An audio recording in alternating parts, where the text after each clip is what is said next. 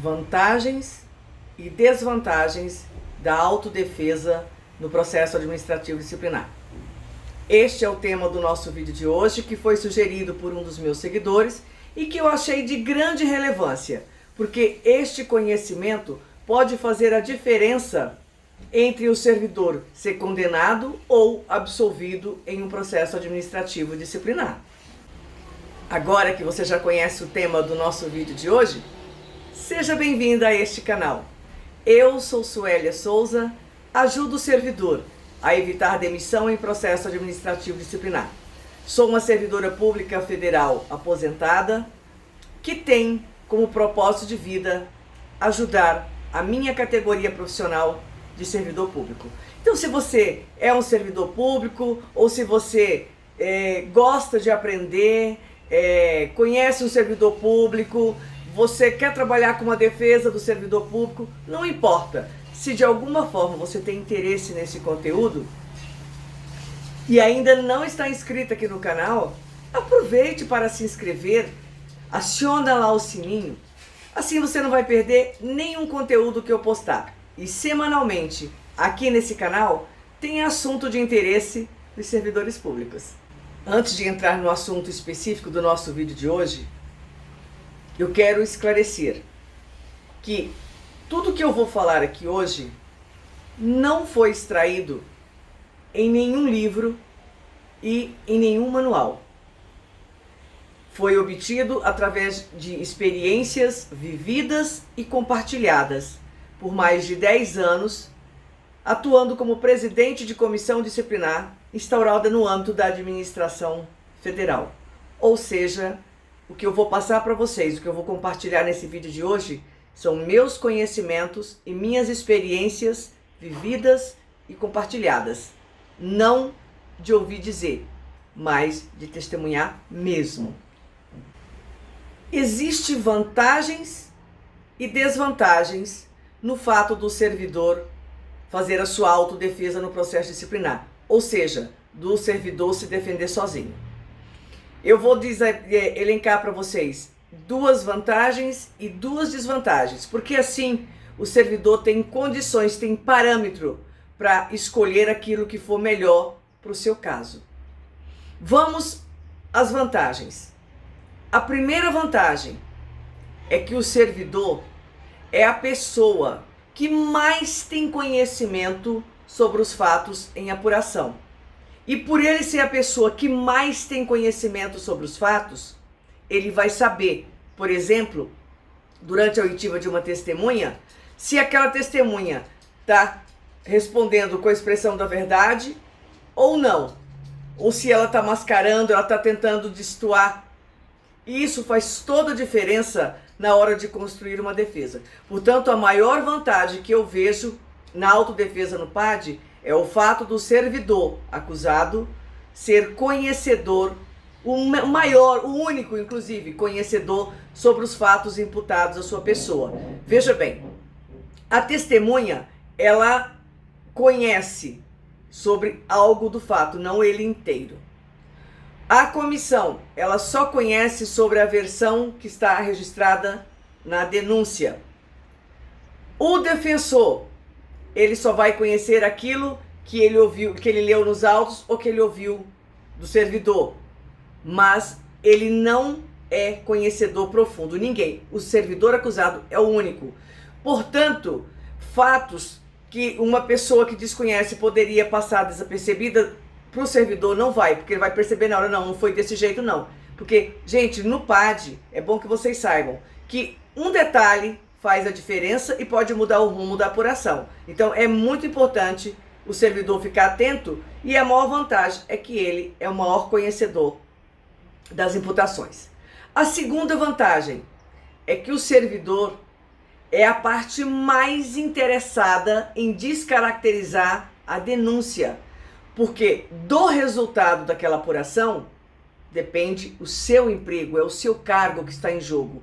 Então, ele é a pessoa que tem mais interesse em provar a sua inocência. E isso é muito positivo, isso é uma vantagem muito grande. E por que que eu digo para vocês que é uma vantagem muito grande? Porque durante o tempo que eu fui presidente de comissão, eu conheci N defensores, não foi um, nem dois e nem três. Vários defensores que elaboravam uma defesa, atuava no processo somente para dizer que estava atuando, mas ele não estava interessado em comprovar nada, em derrubar as imputações, não. Ele queria só fazer o trabalho dele, ganhar o dinheiro dele e pronto. Ou seja, não era o emprego dele que estava em risco. Então, quando o servidor está construindo a sua autodefesa, a tendência é que ele seja mais eficiente, porque ele é a pessoa mais prejudicada naquele processo. Agora vamos ver as desvantagens. Como tudo na vida tem dois lados. E na autodefesa também tem dois lados. Desvantagem. Primeira, para você construir uma defesa eficiente em processo administrativo disciplinar, demanda um certo conhecimento sobre o rito estabelecido ao devido processo legal. Ou seja, o servidor tem que entender do rito do PAD para ele conseguir fazer uma defesa eficiente. E isso no serviço público é muito raro de você encontrar. Então é um ponto, é uma desvantagem da autodefesa o servidor que não conhece o rito e querer se defender. É uma desvantagem, viu? Outra desvantagem é o fator emocional. Este é crucial na autodefesa. Por quê? Para você construir uma estratégia de defesa e seguir ela até o final, você precisa usar o racional e não o emocional.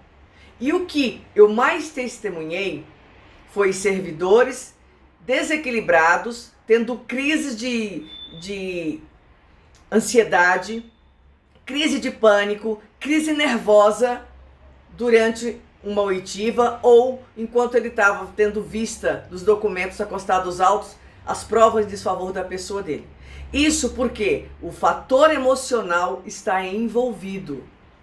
Outra coisa, quando o fator emocional está envolvido, isso eu já vi muito, até hoje acontecer com os meus clientes, a tendência do acusado, que ele se sente injustiçado, é ele querer comprovar que ele está sendo injustiçado. Só que no afã de provar a injustiça, ele esquece de se defender dos fatos a ele imputados. E é um erro grave e pode ser fatal para o servidor. Portanto, se o servidor não tem condições de ter controle sobre o seu sistema emocional, ele não deve construir a sua autodefesa, porque ele pode pagar um preço muito alto. Então, a maior desvantagem que eu vejo para a autodefesa é o descontrole emocional do acusado. Só para vocês terem uma ideia, eu já presenciei acusado que durante a oitiva de testemunha, como a testemunha estava falando muitas coisas em desfavor da pessoa dele, e ele não podia fazer nada, ele teve uma crise de pânico, uma crise nervosa, que a gente teve que interromper o depoimento para dar assistência a ele e remarcar uma outra data, porque ele não teve condições de continuar. Se ele tivesse, graças a Deus, ele tinha um defensor. Mas se ele não tivesse, ele estaria ali certamente perdendo uma oportunidade de ouro de construir a sua defesa. Porque eu não sei se todos vocês que estão ouvindo esse vídeo sabem, mas o momento mais importante para você construir a defesa é durante a oitiva de testemunhas. Porque no PAD existem dois tipos de prova: a prova documental e a prova testemunhal. Se você analisa os autos e tem conhecimento sobre as provas documentais que estão acostadas ali, você já tem como ver que documento que eu vou apresentar para contrapor essa acusação. Ou você já pensa, qual é a pessoa que eu posso rolar como testemunha que vai me ajudar nisso aqui? Agora, tem a prova testemunhal.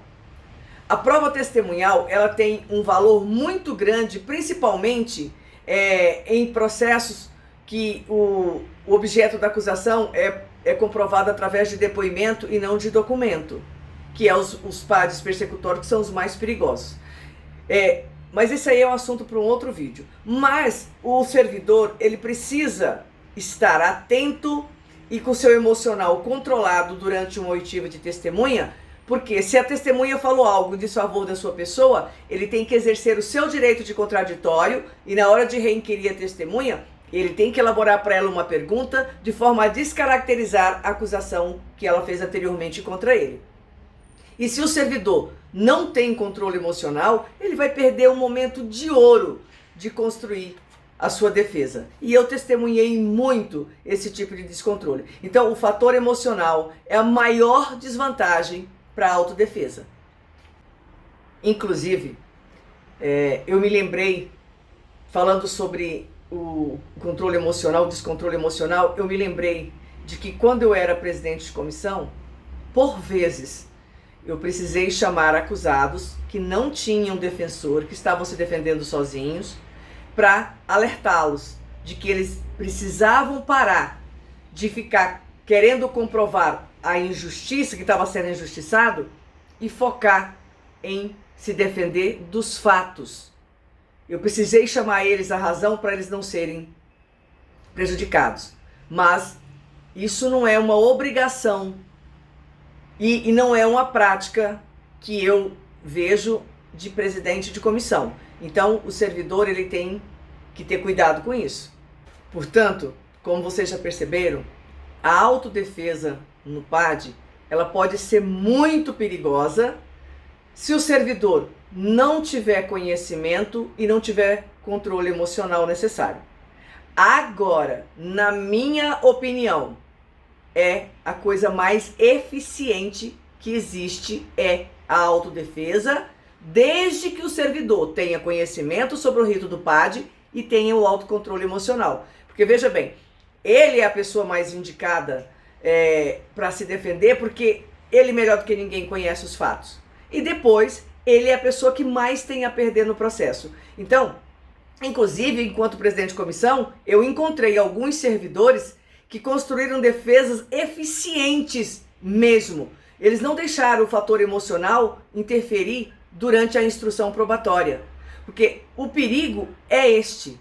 O PAD, as provas são produzidas na instrução probatória, ou seja, quando está anexando o documento e coletando o depoimento. Se o servidor naquele momento tiver emocionalmente desequilibrado, ele vai perder uma oportunidade de ouro de construir a sua defesa. Mas, eu repito, se o servidor tiver conhecimento sobre o rito do PAD e tiver controle emocional, a autodefesa é muito mais eficiente. Agora, se ele não tiver controle emocional e nem conhecimento sobre o rito do PAD, ele deve sim contratar uma defesa especializada para lhe acompanhar no processo do início ao fim. Mas, vou deixar aqui um alerta, não é porque o acusado contratou uma defesa especializada que ele vai deixar de acompanhar o PAD, tá? Lembra, ele é quem mais conhece dos fatos e ele é quem mais tem a perder. Se ele acompanha o seu defensor do início ao fim, ele vai evitar que o defensor dele perca momentos preciosos de construir a defesa. Porque ele vai chamar a atenção dele, falar, não, isso não é assim, isso foi assim, assim, assado. E o defensor dele vai aproveitar os momentos. Então, mesmo que o acusado contrate uma defesa especializada, ele deve acompanhar o seu defensor durante o decorrer de todo o processo, em todos os atos processuais, ele deve participar. Porque só assim ele vai contribuir de forma positiva para que o seu defensor construa para ele uma defesa eficiente, capaz de livrá-lo do processo. Este era o recadinho que eu tinha para vocês hoje. Eu tenho certeza que o servidor que assistiu esse vídeo, ele sabe, ele tem parâmetro agora para analisar se ele tem condições ou não de construir a sua autodefesa. E lembrando que se ele tem condições, a melhor coisa a fazer é ele construir a sua própria defesa, porque ele é quem mais tem a perder neste processo. Um beijo no seu coração, eu vou ficando por aqui hoje, mas lembre, eu te aguardo no próximo vídeo.